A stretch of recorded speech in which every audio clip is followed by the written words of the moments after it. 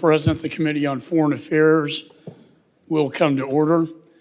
Committee is meeting today for consideration of a committee report recommending the House of Representatives find Antony Blinken, Secretary, U.S. Department of State, in contempt of Congress for refusal to comply with a subpoena duly issued by the Committee on Foreign Affairs. H.R. 8683 to require the Secretary of Defense and the Secretary of State to monitor efforts by the People's Republic of China to build or buy strategic foreign ports and for other purposes. H.R. 9564, the Houthi Human Rights Accountability Act. H.R. 9719, the Strengthening U.S. Aid Management Act. H.Res. 1348, urging the government of Nigeria to immediately release Tigran Gambarian from imprisonment. H.R. 9172, the Destruction Initiative for Stored Precursors Overseas and Safe Enforcement Dispose Act. H.R. 9718, extending and enhancing the U.S.-UK Nuclear Cooperation for Mutual Defense Purposes Act. H.Res. 1449, condemning the global rise of anti-Semitism and calling upon countries and international bodies to counter anti-Semitism. H.Res. 1435, raising concern about the proposed constitutional reforms in Mexico. And H.R. 9082, the Summit of Americas Act. The chair announces that any requests for recorded votes may be rolled, and he may recess the committee at any point without objection, so ordered. Pursuant to the House rules, I request that members have the opportunity to submit views for any committee report that may be produced on any of today's measures. Without objection, so ordered. Pursuant to notice, I now call up the report recommending that the House of Representatives find Antony Blinken, Secretary, U.S. Department of State, in contempt of Congress for refusal to comply with the subpoena duly issued by the Committee on Foreign Affairs.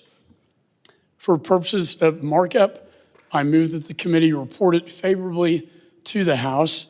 The report was circulated in advance, and the clerk shall designate the report. Resolution recommending that the House of Representatives find the Secretary of State, Antony J. Blinken, in contempt of Congress for refusal to comply with the subpoena duly issued by the Committee on Foreign Affairs. Without objection, the first reading is dispensed with. The report is considered read and open to amendment at any point. I now recognize myself for a statement.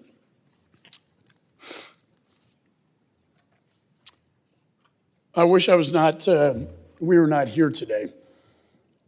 However, Secretary of State Antony Blinken brought this upon himself. I take no joy in this procedure.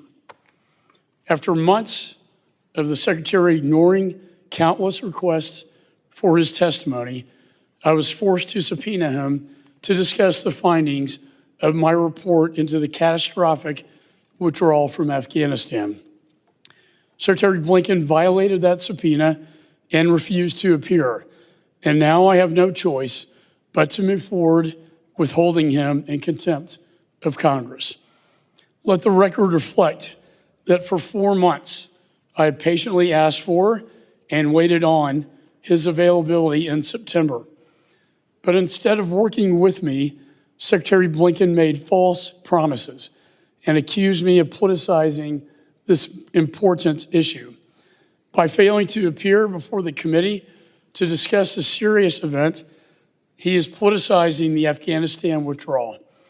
His spokesperson has also presented outright lies on his behalf, both to the press and to the American people. He claims Secretary Blinken has appeared 14 times before Congress and 4 times before my committee to discuss Afghanistan. However, the facts speak for themselves. Secretary has never testified on this committee's investigation, not once. In fact, While I have served as chair in the 118th Congress, he has appeared only 2 times before this committee, both times for statutorily mandated hearings on the State Department's budget. Throughout this committee's investigation, the Secretary and his State Department obstructed my access to witnesses and documents at every turn. It was their failure to produce documents and testimony that determined the timing of my Afghanistan report and today's contempt markup. This was not my timeline, it was theirs. On May 22nd, I publicly requested Secretary Blinken testify on my report in September. What was my goal? A single hearing dedicated to fixing the many issues at the State Department that my report had uncovered. Following my public request, Secretary Blinken's State Department ignored every outreach from my team. Finally, on August 19th, I spoke to him directly on the phone. He promised me a date would be, quote, nailed down in the next week, end of quote. But he broke that promise, and weeks passed. I received no word from him. And then on September the 3rd, I informed Secretary Blinken that a subpoena would be coming, and forthwith if he did not appear in September. I offered him any date, any time that month. But rather than step up to the plate as a leader, he offered me his subordinates, 2 deputies who did not even serve at the State Department during the withdrawal. That is not leadership. That is passing the buck. This committee expects better. This is the committee of jurisdiction over the State Department.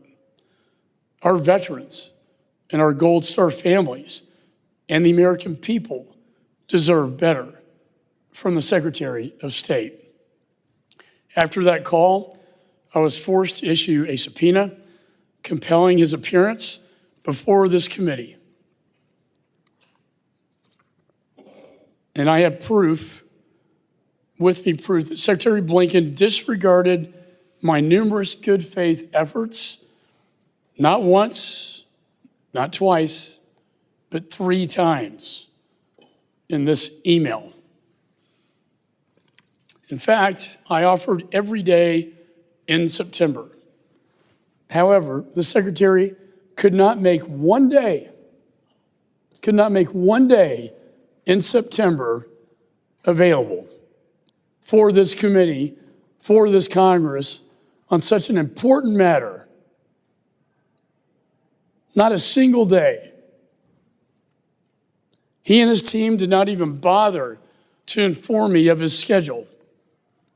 Still, when I learned through a public press statement that he would be in the Middle East, I changed the date of the hearing to accommodate his overseas schedule. Again, I informed his staff of the new date. Unsurprisingly, I received no response. No response. That is a lack of respect that I, as chairman and this committee, received from this secretary.